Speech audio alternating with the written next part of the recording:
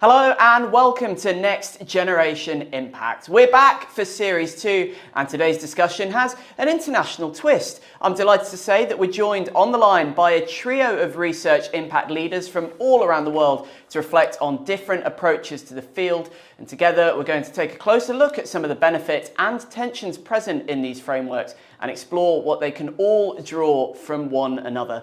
If you have any questions or comments on the discussion, you can send those in via the live chat sidebar on screen, and we'll put those to our panelists. So without further ado, let's introduce our panel. Joining me from Australia is Dr. Tamika Hayden, who has a background in health research and is the principal and founder of the Research Impact Academy. Assistant Vice President of Research Strategy and Impact at Toronto's York University, Dr. David Phipps. He's also been named the most influential knowledge mobiliser in the whole of Canada. He joins us on the line. And finally, from the other side of the border in the US, at the University of Missouri, is Associate Vice Chancellor for Research, Extension and Engagement, Dr. Susan Reno, who served on several boards and juries across academic disciplines. Thank you all so much for joining. We're going to be hearing from questions, some pre-recorded questions over the course of the event. But I want to start off by going around the group and asking you all to give a bit of a flavour of the research impact framework in your countries and perhaps what makes it especially unique. Tamika, we're going to come to you first. Great. Thanks so much. Well, I guess in Australia, when we're talking about impact, we're really seeing that just recently we had a new development where we've removed our national assessment. So that's an interesting one that we might get into later. But impact here is really hitting our grant scene. So anytime you're applying for funding in Australia, you are now being asked about impact, and we're seeing that grow round by round where people are being asked, 40% of the grant sometimes is worth is what you need to have to get funded for some of the grants here in Australia. We're seeing it both prospective and retrospective impact is asked for. So it's a really big deal in terms of that. On top of that, because we were going to have a national assessment, we were seeing a bit more of the reward mechanisms come into play within universities and within research institutes. And we saw some of those roles like impact officers and things happening as well. But that seems to be shifting or halting just at the moment. We're in a bit of a state of what's coming and what's next. And David, do you see a lot of similarities from what Tamika said for you in Canada? Yeah, thank you so much. I'd just like to start out by saying that I live in Toronto, which is on the traditional territories of the Anishinaabeg Nation, the Haudenosaunee Confederacy, the Huron-Wendat, and the current treaty holders of the Mississaugas of the Credit. In contrast to, so we're now a little more like Australia than we were last year. Last year, as Tamika said, Australia had an engagement and impact assessment. Canada has never had an impact assessment akin to what the Research Excellence Framework is in the UK. So impact in Canada is less about what impacts have occurred and more about understanding how we make impacts. So we're interested in learning how we make impacts through knowledge mobilization, and then understanding those, evaluating those outcomes, and then wanting to embed those processes more firmly within our institutions. So we're very much not driven by a national assessment system, but driven by the mission of the researcher because she wants to do it. It's right for her funder. It's right for her institution.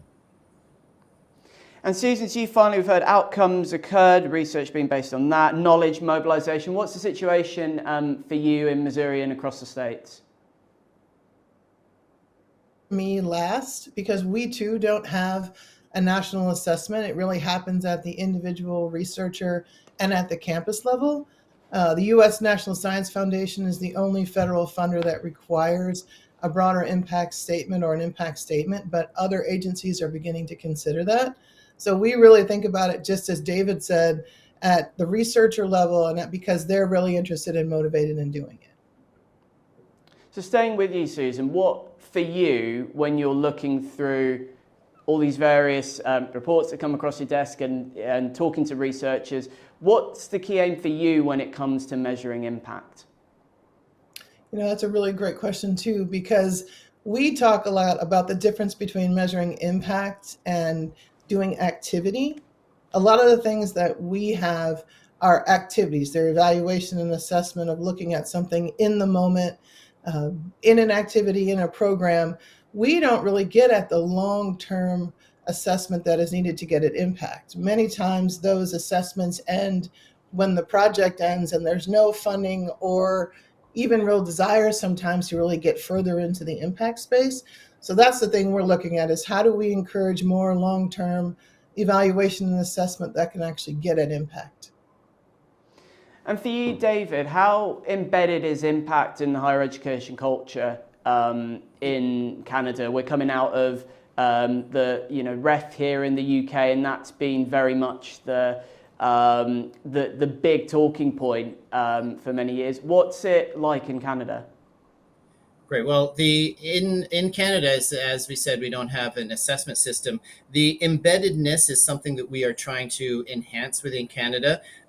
York University, my university, is the lead for Research Impact Canada, which is a network of 30 research organizations. And we are working to embed knowledge mobilization and research impact as a priority within our institutional strategic planning.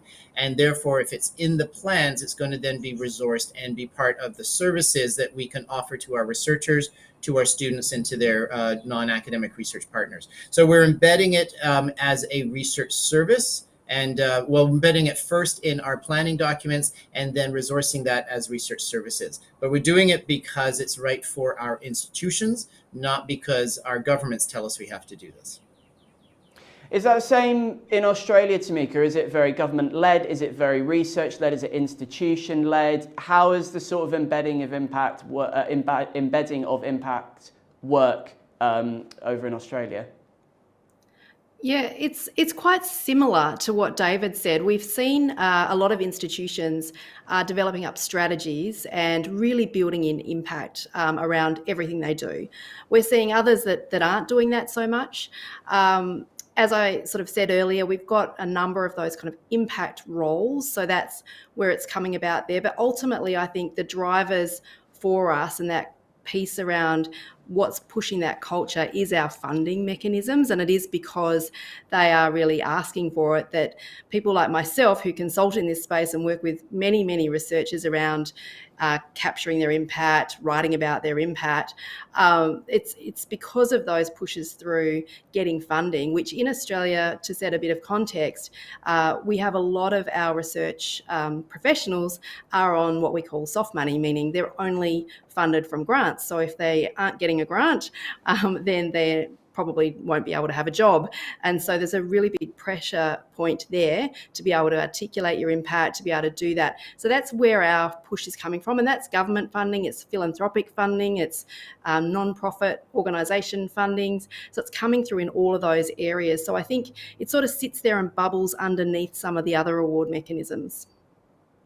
I think to segue from that, that's a perfect way to bring in one of our first questions that we've had sent in advance. This one from Emily Walker, and it is on the subject of funding. Hi, my name's Emily Walker and I'm an Impact Officer at Liverpool John Moores University.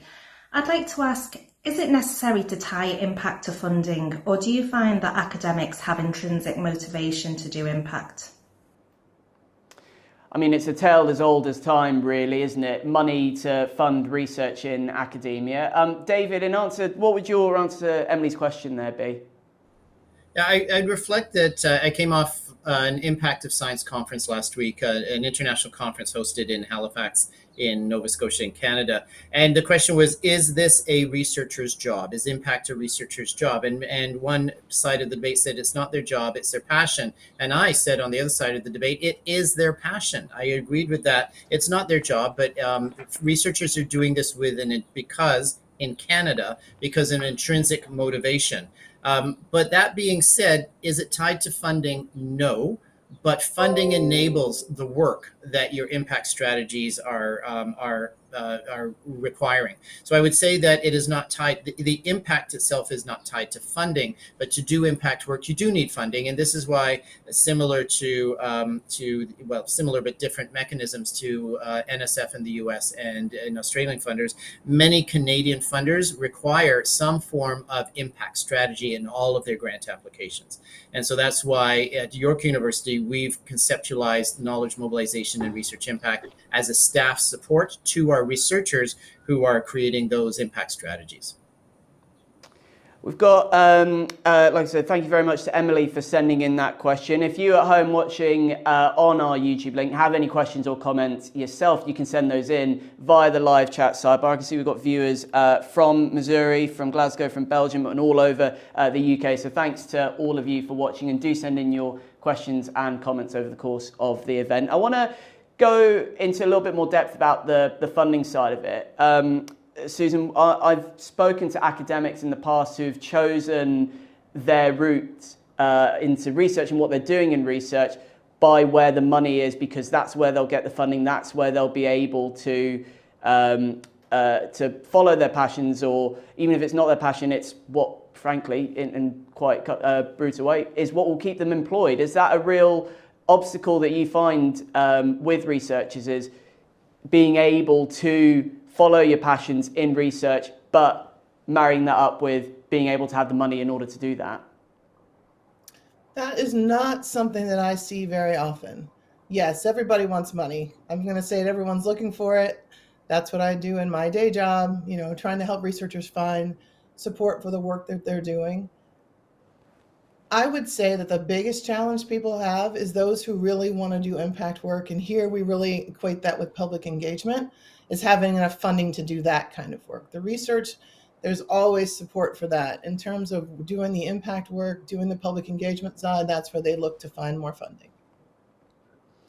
And Tamika, coming to you, obviously, we heard at the start that your background is in health research and health impact. One can assume that there's always going to be quite a lot of funding in that area, as there always is with sort of STEM subjects. Subjects like the arts and humanities will face different issues with funding. So in terms of funding, what are the issues that you've seen and across disciplines? That's a huge question. Well, I think what we've seen, just from an Australian perspective, and to kind of answer that question as best I can from the perspective of where we're sitting right now, is we have seen, yes, we have a lot of money in our health and medical sector here in Australia. There is a lot put in that. We have a couple of different buckets from the government. One which is very translation focused, which is fantastic. Is it being done well? Not sure yet. It's still being evaluated, and still, people are still looking into that, and that's still evolving.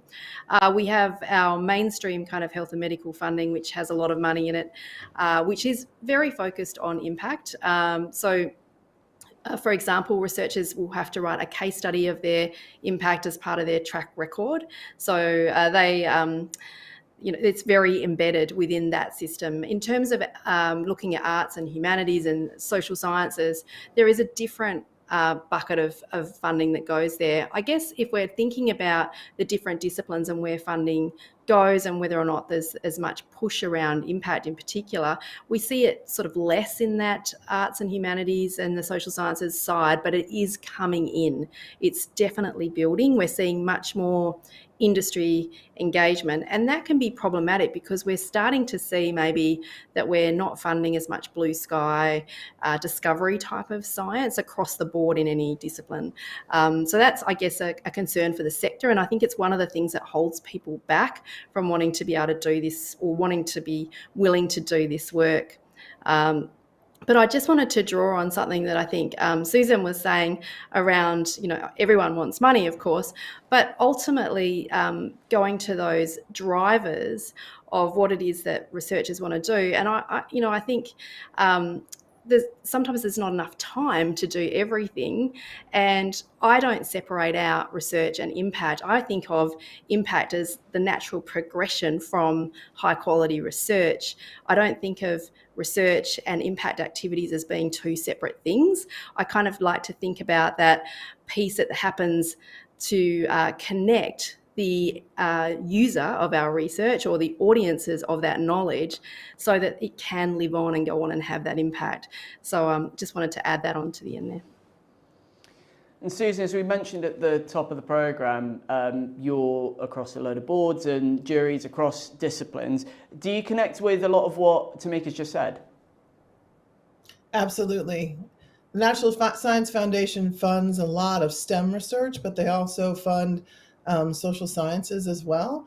we've been reaching across our network. So I represent ARIS, the Center for Advancing Research Impact in Society, and we have approximately 1,500 members worldwide. And one of our focus areas is really looking beyond just STEM. How do we bring the arts and humanities into the work we're doing? Tamika mentioned use-inspired research and connecting with our users.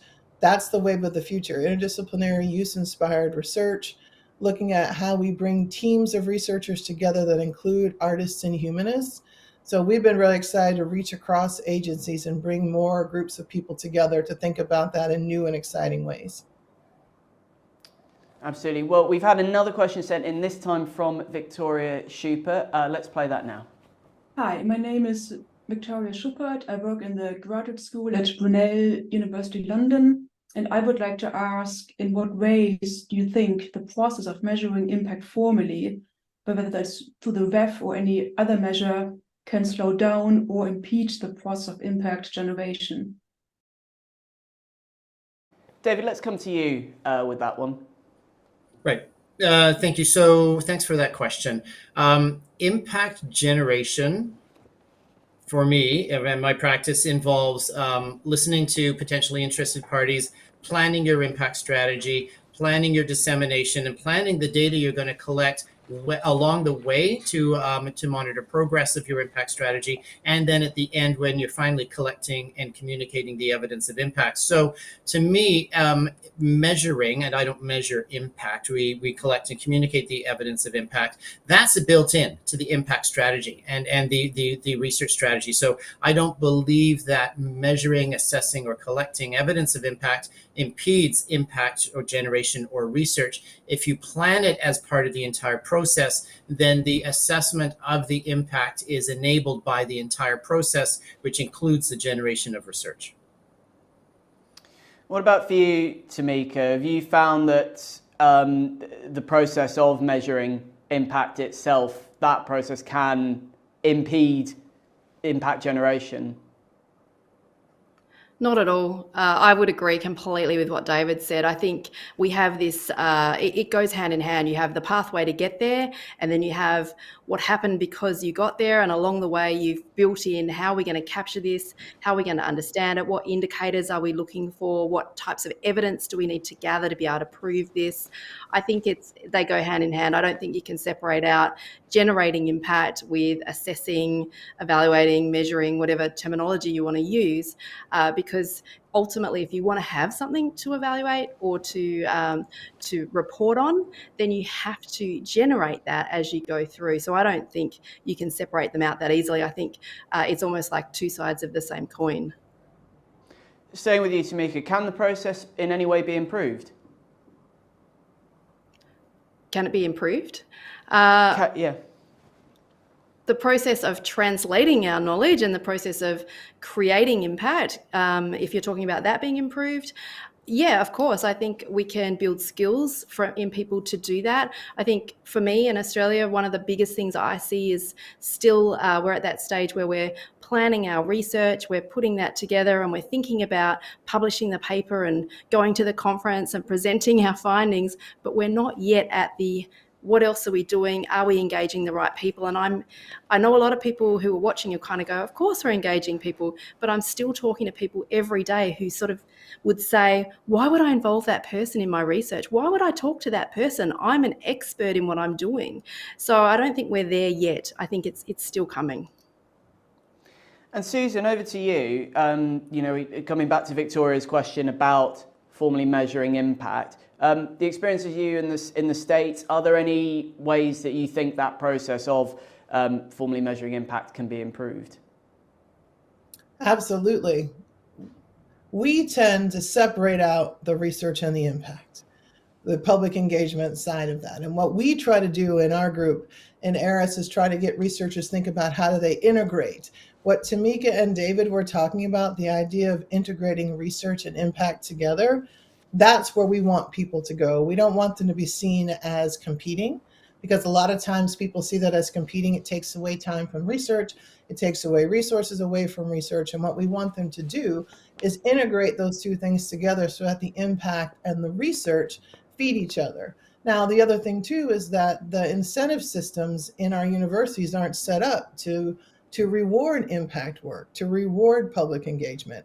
They don't even really reward interdisciplinary work. So when we look at it, our incentives for researchers are set up for them to do individual grants, working in their space and not doing impact and collaboration. So what we want is to improve the incentive structures such that researchers are not only encouraged, but they're rewarded for doing this work. I think the point of competition is really interesting because academia is obviously renowned for that. And talking about the UK example, we know of institutions that went through a very rigorous process to pick individual case studies to be put forward. As we know from other institutions, they just chucked in all of the studies, and both of those approaches had differing results. David, for you, speaking a bit to competition in academia in terms of research impact, how healthy is it? Is it too much? What are your kind of thoughts on that? I'll say it again, in Canada, we do not have an impact assessment scheme from government. So institutions are not competing with each other for funding from a REF, for example. We know the Australian engagement and impact assessment never had money attached to it, but the REF certainly has significant money attached to that. So there's inherently a competition set up, and that creates unintended consequences for the conduct of research and impact. In Canada, we don't have that system. So our universities, of course, we are competitive with each other. We compete for faculty hires, for the best students and research funds. But at a table like Research Impact Canada, you check that competition at the door and you come in. It's a community of practice where we're all sharing, as institutions, sharing what works, what doesn't work, so that we can build our own institutional capacities. What we do with that, we'll take away and turn it into a competitive advantage. That's our jobs. But at the Research Impact Canada network meetings, we're all collaborating, we're sharing, we're working as a community of practice. So I'd say the competition in Canada is for research money, but it's not for impact money. Off the back of that, we've had a question sent in from Joe Jones, David. He said, I'd be interested to hear from the panel if there's a desire for exercises like the REF in nations that don't currently have one, or is there a resistance to measuring impact in such a formal manner? I think, David, you're probably the best person to answer that. Is there a desire? So the answer is no. There is no desire, not from researchers, not from institutions. And in Canada, we will be challenged a little bit to think of a REF type system, because in Canada, universities are funded for operations through the provinces, but the majority of research funding is federal. And so we'd have to be coordinating between two different levels of government in order to run something like a REF. Is an approach like that something that would maybe be welcomed in Australia, Tamika? Well, it's very interesting because we did have a national assessment. So we had the impact assessment. We ran a pilot of that back in about 2014 and then did an actual assessment in 2018. Now, our assessment was what I refer to as the baby REF. It was similar to that, but not as large by any means. I think per university, a maximum of around 22 case studies were put in, as opposed to the many from the universities within the UK. They have just done an assessment of that. They went out with a consultation paper to the sector, and ultimately the sector came back and said, we do not want this assessment anymore. And in fact, they said, we don't even want our Excellence in Research Australia, which is the rest of the REF, not just the impact part, that looks at the excellence of our research and the publications and the quality of those publications. We don't even want that. So at the moment, we have no national assessments according to the consultation. The recommendations from that consultation have not yet been accepted or otherwise from the minister. We're all kind of waiting to see what's going to happen. There's a lot of talk about, can this be done by other ways? There's been talk about a metrics-based system, which we know favours some disciplines and doesn't help with other disciplines, so that's not ideal. I think our governments want a bit more of a dashboard scenario. There is a massive push for us in Australia to have a lot more industry engagement and partnership external to academia. So that's kind of the push they're going for, but I don't think we've got the right measures in order to assess that properly. And it's going to be an interesting space to watch, but definitely there's not really an appetite for it because of the amount of work. I think if there was money tied to it, perhaps it would be taken more seriously. As David said, our assessment did not have any money attached to it. So unlike the REF, the universities did it for nothing. There was no kudos about it. There was no funding tied to it. So it was a big effort for no return. There seems to be a lot of cultural differences there, and we've had a lot of the comments coming through about the intricacies of the various processes involved in impact data gathering and analysis. We've had a comment in from Mackie, who said that point of the process of impact data gathering and analysis can sometimes be very time consuming and laborious, and that's a risk and a barrier. But then that's when impact teams can step in if available. So thank you to Mackie for sending those in. We've had a few other questions coming in on our live chat that we're going to come to shortly, but just time for another pre-recorded question, this time sent in from Alex Stevens from the University of Kent. My name's Alex Stevens. I'm Professor in Criminal Justice at the University of Kent. In the last REF, there were two aspects of impact that we had to talk about. One was reach and one was significance. And my question is, how do we measure the significance of the impact of our research? So how do we measure the significance of the impact of our research? Susan? That's something that we don't do very well here in terms of, as I mentioned before, most of the evaluation ends at the end of the project. So long-term evaluation, looking at what is the benefit of our research across communities, across stakeholders, we really have a hard time doing that because it's not baked into our research system. It's not in our funding system.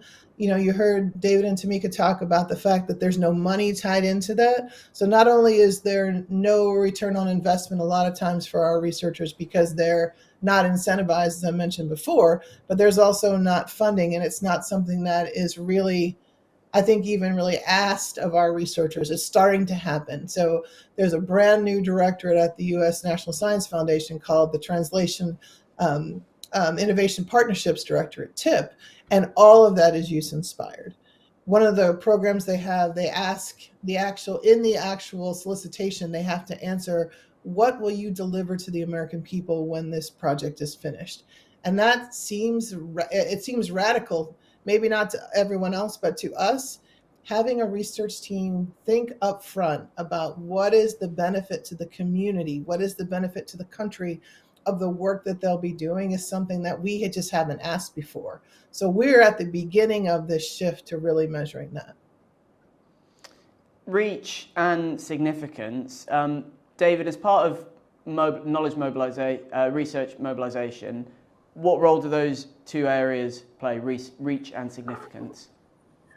Great. So I think when thinking of answering that question, we need to understand what we mean by significance. So significance for me is the degree to which research has enabled change. So and these are all very context or project dependent, because how we understand significance in working in a particular disease, whether that's a disease with a lot of people living with that disease, or it's a marginal, small or orphan disease, those would be very different. Reach also is, have you reached all the people who should be reached? So for example, if you're working, if you're in archaeology and working on a local dig, local to your university, and it's the only dig of its type in the world, the reach will be reached by your local engagement.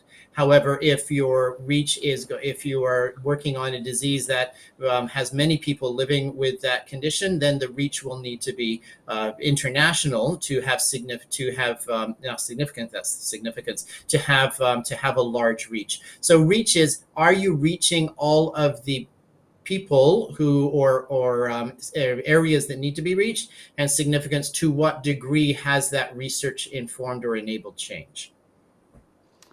And I imagine, David, that putting a time frame on that is another challenge as well. Like how long do you measure that significance over, and how immediate it is, or how long term it is?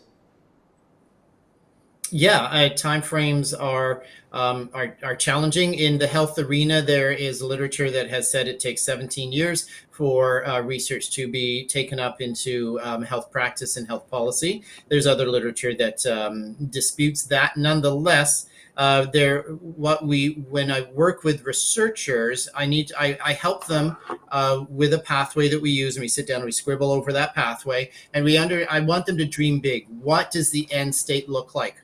But then, if we're working on a grant application, what can you reasonably get done in this funded 3 to 5 years of your grant? So it was not advisable to overpromise in your grant applications, but we do need to understand where you ultimately want to get to, and then what part of the impact pathway is reasonably going to be enabled by the current funded period.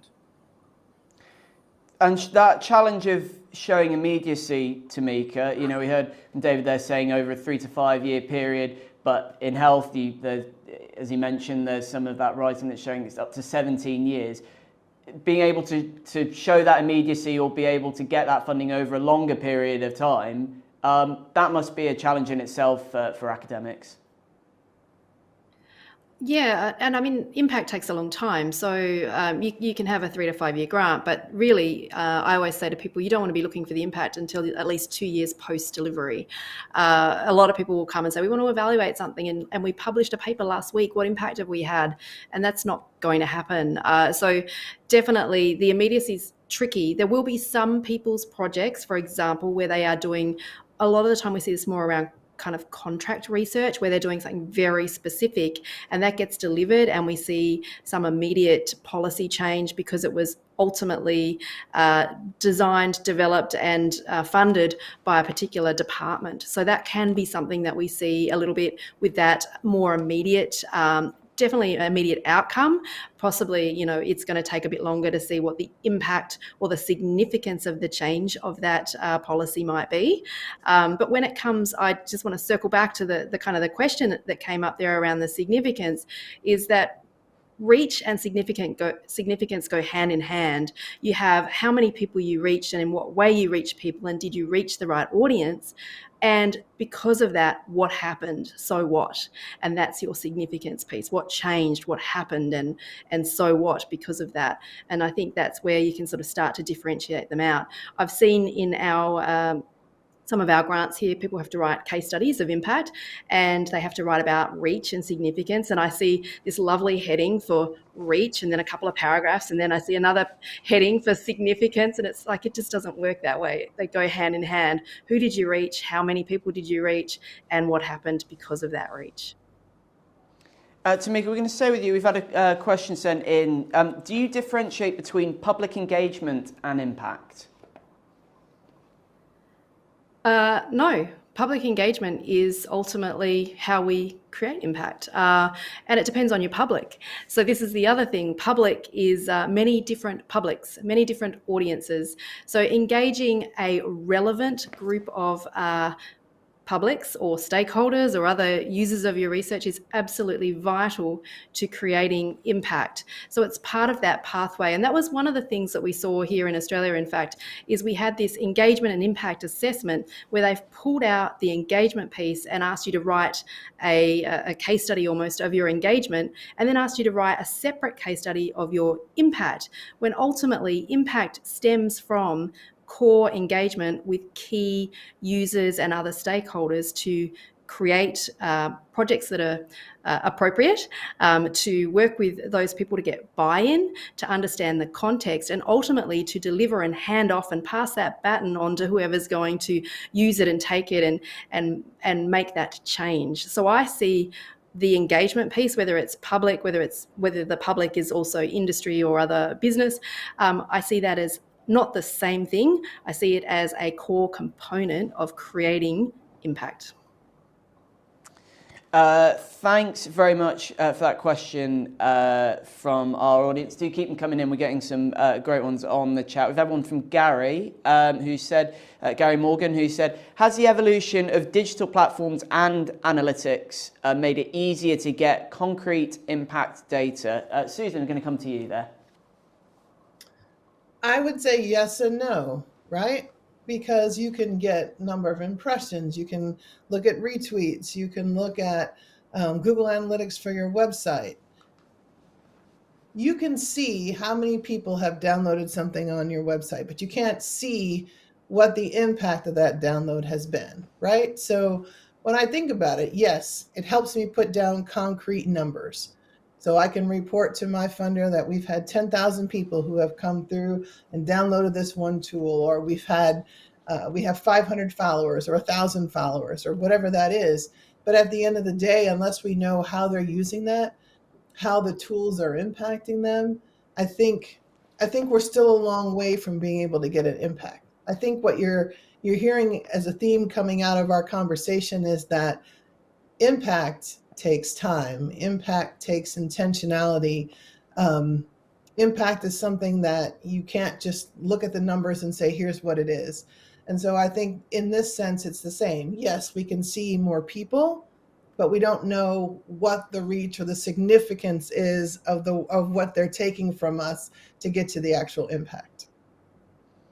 So technology and digital platforms and analytics, David, are they help or a hindrance for impact?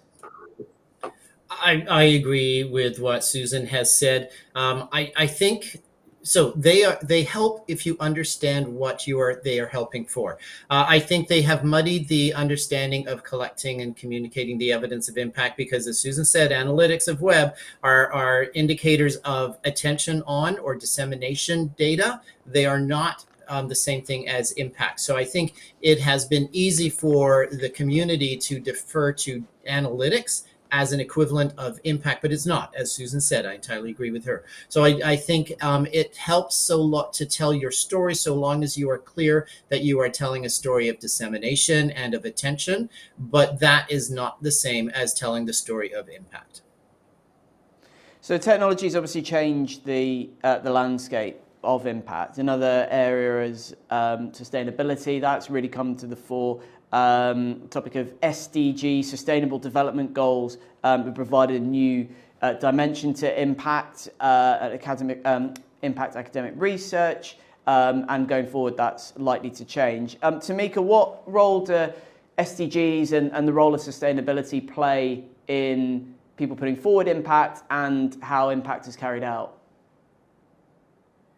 Yeah, we're seeing in Australia actually, because of the impact assessment or the impact measure that happens around the SDGs that's done by the Times Higher Education, I think it is, we're seeing our universities taking that assessment actually very seriously. In Australia, typically ranks very well, our universities here. So we definitely are seeing that be a factor in a focus point for universities. They are dedicating staff to that. They are dedicating time to being part of that assessment, which is quite interesting because, again, what's the reward for that? I guess you get named as being one of those. So maybe it's going back to the social good piece of we are being responsible in what we do, and we're doing research that is meaningful in terms of that responsibility, whether it's for any of those particular SDGs. Susan was obviously talking earlier on about the theme of time that's come up from this discussion and the time to get impact. Incentivization also seems to be another key theme that we've touched upon. And another question that we've got here: when the process of measuring change relies heavily on the stakeholder input, this could result in stakeholder fatigue. For example, after receiving multiple feedback surveys, the end user stakeholder may decide to disengage completely from the impact generating activity. So kind of touching on that again, that point, Tamika, of incentivization, stakeholder fatigue. Is that something that you've come across? One of the things that I've come across is a bit of a fear, I guess, and you do hear that from the researchers or from the research staff or the research support staff. And we saw this with our assessment that happened here, with people kind of going, we don't want to bother anybody. I would say, you've got to go and ask your users of your research, because one of my great mentors on this call, David, says that impact is measured at the level of the user. And that has always stuck with me. And I remember saying to a few people, have you gone out and talked to those stakeholders, to those users, to those people who have been involved in the research to find out what they did with those findings? And it was really just, we don't want to bother anybody. And it was kind of like, if you don't go ask them, how are you going to know?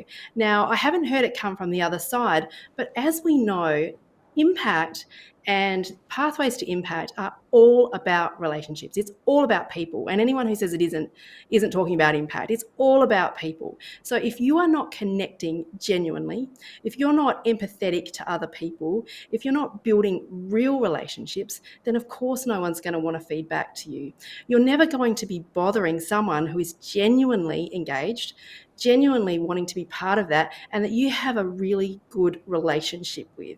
So I really think that fatigue piece is probably from people not talking to people, reaching out after 4 years and saying, oh, by the way, remember us, rather than keeping the relationship going, checking in from time to time, coming up with really core strategies about how to manage that. We all have those friends who call us up when they want something, very annoying, but how are you managing it in the interim? I was wondering, David, if you could speak a little bit more about what Tamika brought up there about your words about the role of the user and the significance of the user in research impact. Yeah, thank you, Tamika, for the shout out. I do believe that impact is measured at the level of the end user, because it is industry that is making the products, it is government that develops the policies, and it is community organizations that deliver the social services that ultimately have an impact on the lives of citizens. It is very true that there is applied research that might be in the classroom, in the clinic, and you're having immediate, you can observe immediate benefit, one hopes, on kids' learning outcomes, on the health outcomes of patients. But and that's really important, right? But those are beneficiaries of the research. If you're going to publish your clinical trial, you're publishing on those patient outcomes. That's data. And that is they're beneficiaries, but the impact that we're looking to develop is impact when that clinical, when that randomized controlled trial is delivered, taken up into a clinical practice guideline, or when that one intervention in the classroom is taken up through the school or through the school board. And then you're going to be able to collect and communicate the evidence of the scaled up impacts. But it is really important that we are measuring those impacts at the level of the end user. And the researcher, of course, has a critical role to play, but we need to understand that role is in generating the research and disseminating and facilitating the uptake of that research. But then it's facilitating the uptake of that research evidence by industry, by government, by community, who ultimately use it, and then it's the policies, practices, services, and products that end up having a benefit, an impact on the lives of our end users. We have another sent in question. This one's from Anne Kinzer from the University of Kent. Hello, my name is Anne Kinzer and I'm a Research Impact Officer at the University of Kent. I've got a question for Tamika Hayden. In the UK, we have the so-called Research Excellence Framework, which ties at least some funding to the development of research impact. In Australia, things don't work exactly the same way. Can you tell us how the system in Australia works and what you think the advantages and disadvantages are in comparison to a framework such as the UK's Research Excellence Framework? Tamika, there a question for you from Anne? Yeah, great question. We already touched a little on this, but I think what's really interesting is that the Research Excellence Framework and the inclusion of impact within that framework originally was designed in Australia, which is quite an interesting little fun fact. We had that assessment was going to happen in Australia. We had a change of government and it was thrown out, and suddenly it pops up in the UK. And so that was an interesting development there. And yes, they are awarded, it is funded. And we had our assessment, which we now have cancelled. It's been removed, which didn't have any funding tied to it. I think the benefits of a ref are having the funding tied to it. I think it helps to drive culture because of the size of the assessment. So our assessment that was similar to the ref was just not large enough. I remember working, and I mean, I work with a lot of researchers every day, and, you know, I would say to people, oh, does everyone know about the engagement and impact assessment? And people would say, what do you mean? What are you talking about? Didn't even know that we had a national assessment of impact. And this is because our assessment was so small that a lot of the administrators were managing that and only working with the people who were going to put case studies in because of the time. It was also done very late, so no disrespect to them. They had to do it in a very short period of time. But ultimately, because of that, there wasn't this sector-wide or even organisational-wide kind of educational piece about this is impact, we've been asked to do this assessment. So that didn't really happen, not across every university anyway, maybe within some. But ultimately, we're still seeing people in the sector here in Australia who, when I talk to them about it, they say, oh, I never even heard of this. I can't believe we did an assessment of impact. When was that? How did that work? So I think having the reward, having a big assessment is really important, because otherwise it's not going to be taken seriously and it's not going to have any effect on either culture or on the performance of the universities and the research itself. It's not going to have that driver mechanism.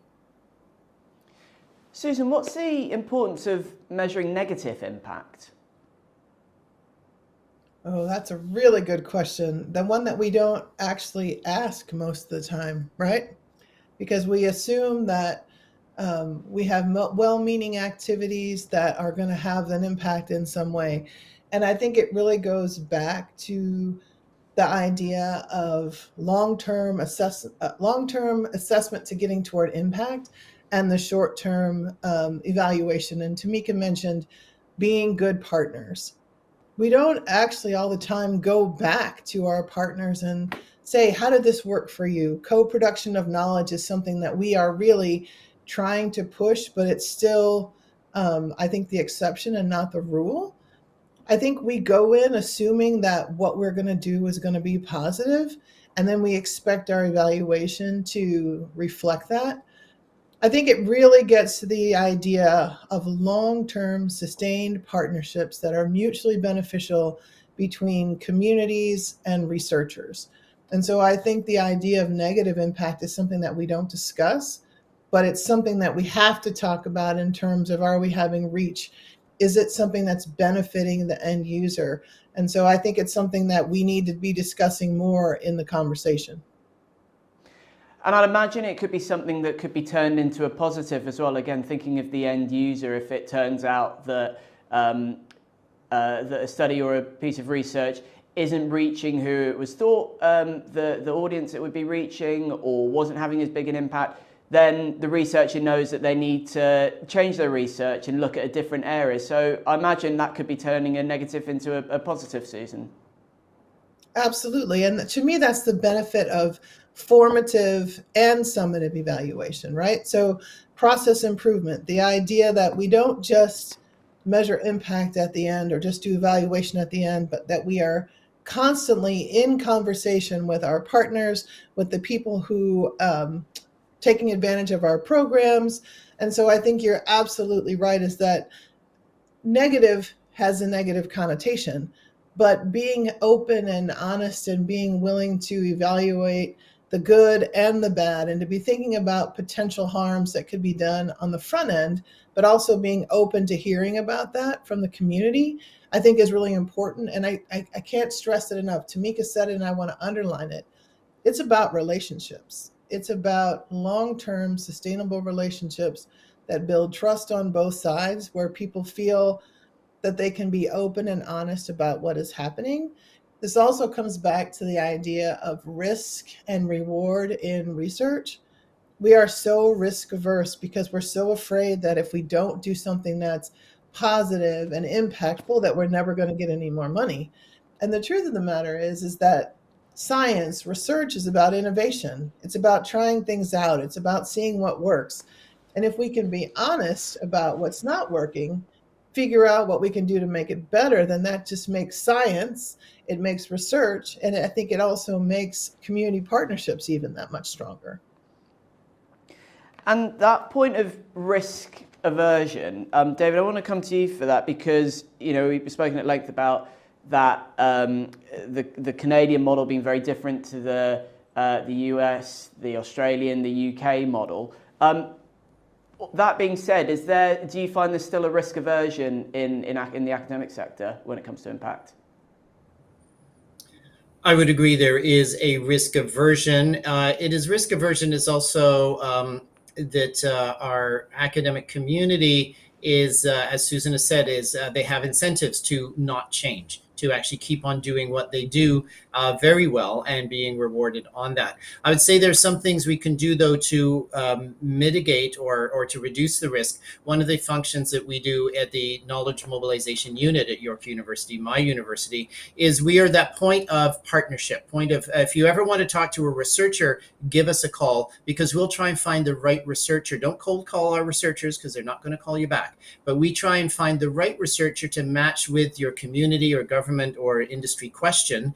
And we reduce the risk of you having a bad experience with trying to work with the researcher. So I think there are ways that our institutions can work with partners and with our researchers to reduce the risk of partnered research. And when we have authentic partnerships, as already mentioned by Tamika and Susan, that's when we create the conditions where impact can occur.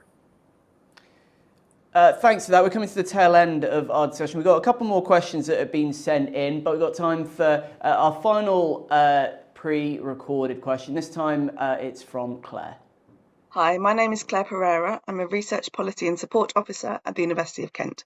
And my question is around measuring impact. So to demonstrate our impact, we typically measure changes that have occurred over time as a result of our research and activities. And to build a compelling impact story, we may, for example, gather baseline data, conduct patient group surveys, or request stakeholder testimonials, and so on. And the actual process of gathering this information requires work and resources, and is either conducted by the researcher themselves, the research support colleagues, collaborative stakeholders, or even the impacted end user group in terms of feedback and surveys and questionnaires, etc.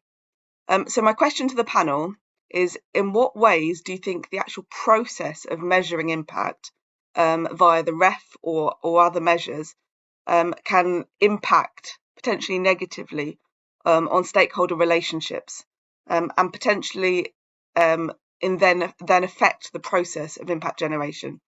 And how can researchers work creatively to minimise the effect of this on their impact? Big thanks to Claire there for sending in that. We've obviously spoken a lot at length about measuring impact over the course of this event. I want to stick with the point of stakeholder relationships, though, because we have touched on that. All three of you have spoken about the importance of that. Tamika, I want to come to you with this one. Do you think there's a way of, in measuring impact in terms of stakeholder relationships, a way of getting that across? We've obviously got, we've spoken about the metrics and reach and significance. Is there maybe a point in reports where it can be mentioned how a relationship has developed, how beyond what is being measured for that impact study, how that relationship will continue and be fostered post that study? Yeah, that's a really interesting question. I guess what I would say is I would expect, if I was, say, reading a proposal, I would expect it to be written within there how somebody or how the project itself had been developed in collaboration, the roles and responsibilities of those partners throughout the process, and then the mechanisms that had been discussed in order for that handoff to occur. So from my perspective, I think seeing it the whole way across the research pipeline and then carrying on, I think what's really important is for academics to be having conversations with their partners to say, if we are successful, if we do find what we're looking for, do you have the capacity, the resources, the willingness to embed this, to take it forward, to take ownership of this and run with it? And I think some of those conversations might be missing sometimes. The other strategy that I have been talking about a lot with people who have said, how are we going to go and capture our impact and how we measure this, is to say, when we, and the analogy I always use, and I know others use this as well, is this passing the baton. So I say to people, when you're passing your knowledge on, or you're sharing your findings, or you've got your new toolkit that someone's going to take and adopt and embed in their workplace, when you are sharing that with someone, you need to ask them a couple of questions. And the first one is, what do you think is going to change because you're using this thing or changing this thing? And that gives you the indicator of impact. And so then you can say, this is what we're going to go back and measure later. So you can get your baseline. But the other question you can ask is, well, how are you going to know that's happened? What are you going to do to understand whether the new policy that you're developing or the new technique that you're using has made a difference? And there are two things that could happen here. So one is that they may say, well, every time we change something, we do an evaluation every 6 months and we write a report on that, in which case you can say, great, can I have that report when you do it? There's your measure of impact. They're measuring it for you. The other thing that might happen is they say, we hadn't thought of that. Could you come and evaluate that for us? So that is another opportunity to keep that linkage there. So that's just some of the advice I give to people when they're asking those questions. And we've got a question in from Ben Shoes. He said, do the various assessment frameworks use theory of change and or logic modelling? Are these useful for impact, or do you have other tools you prefer? Susan, would you like to answer that one? Absolutely. So logic models are very popular in terms of evaluation plans. We see them in proposals all the time. I think we have to be careful that we don't equate the model or the logic model with impact itself, that it's not enough just to have an idea of what you want to do. You actually have to do it. So absolutely, I think it's really an important part of the process. I think the tools are important. I will say, this is a shout out and just a point for using a professional evaluator. A lot of times researchers don't have that expertise. We are not trained to be evaluators in our grad studies. We don't think like evaluators. We have been very fortunate to have a great evaluation team that's been embedded in our project from the beginning. And I think this is something that researchers don't always think about, is you need to embed the evaluation from the beginning. Think about it. We talked about, long-term planning for impact and for assessment. A lot of times we bring the evaluators in at the last minute. We bring them after the project is done. They allow us to ask questions in the proposal writing stage and in the research planning stage that we may or may not have thought of on our own. So I think it's really important to embed the research from the beginning. Logic models, of course, are great, but there are many other mechanisms for understanding evaluation and assessment that we may not know, but bringing in an evaluation professional can help guide us through that process. And on that point of words of advice, we're coming to the end of the event now. I want to go around the group, ask you all, what can other institutions from around the world take away from what you've been doing and what's been happening at your own institutions and in your own countries? I'm going to come to Susan first on that one. I would say the first thing is don't do it alone. I can't tell you what a pleasure it is to spend this time with Tamika and with David because they've been great mentors. Tamika mentioned that David was a great mentor to her. We have shared and been very collaborative. David mentioned how Research Impact Canada is very collaborative. The ERIS community is very collaborative. We don't compete against each other. We're just lifting each other up. So I think find that community of practice, plug into that. There are impact networks all over the world, so you don't have to do it alone. I do think it's also worth mentioning that there is a profession of people, knowledge mobilizers, we call them broader impacts professionals, who are really taking this on and can really help researchers, can help institutions think about how to do this better. So again, don't do it alone, and invest the resources in the institution to be able to do it well.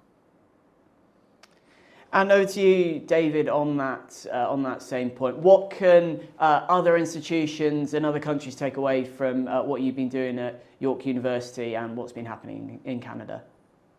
Great. So thank you. Just quickly, Research Impact Canada's activities are focused on building institutional capacity to support this work. So I would say for other institutions, take a look at what institutions are doing, have this work in your institutional plans, but then it's not enough to put it in the plans. The plans have to drive resources. The resources have to drive capacity building, and capacity building will build the culture of healthy impact practices across the institution.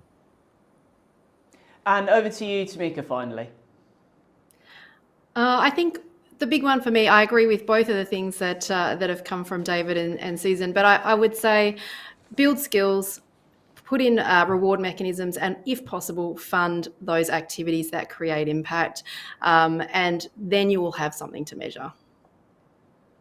And we've had just in the nick of time, we've had a comment in from Gary Myers. He says, great to see 3 of the leading research impact experts focusing on an international perspective with comparative perspectives. Good to be reminded that impact is evaluated and not measured. Thank you very much to Gary, and thank you very much to everyone who sent in those questions and comments over the course of the last hour. Unfortunately, we've run out of time. An incredibly fascinating conversation, and a huge thank you to Tamika, David and Susan for logging on from all your various time zones around the world to be part of today's event. And a big thanks again to you at home for watching. Remember, you can always keep up to date with all the news to do with University of Kent's research by going to www.kent.ac.uk/research, and you can check out the previous Next Generation Impact series episodes. They're all up on there. Well, that's it from our panel. That's it from me. Have a lovely rest of your day, and goodbye.